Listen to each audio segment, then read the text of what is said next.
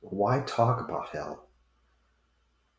Why discuss such a difficult topic? Well, it's uncomfortable, it's sobering, it's certainly not a popular topic in modern society, but it's a core biblical teaching.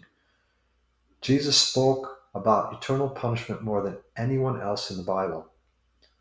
It's a reality that he wanted us to understand. And as Christians, we're called to embrace all of God's truth, not just the parts that come easy or are comfortable to us. We have to understand the seriousness of sin, that it has eternal consequences. It also reveals God's character and it highlights God's mercy. So we're going to start with one of the words Jesus used the most for hell, and that is Gehenna. Gehenna.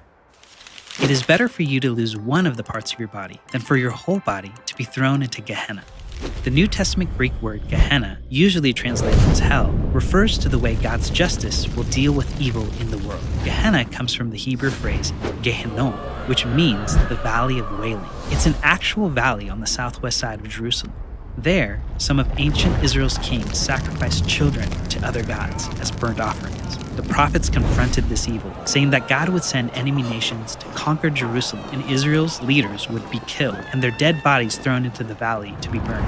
The fires that those kings started to consume the innocent would one day turn and consume them. Jesus used these images of fire and Gehenna to describe God's response to the horrible evils in our world. He won't let them go unchecked. So this had a very specific and terrifying real world reference for his listeners. His Jewish audience at the time would immediately associate it with a place of utter destruction, loathing, and perpetual burning.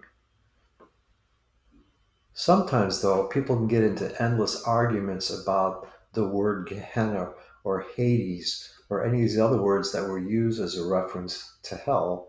But how did he describe it?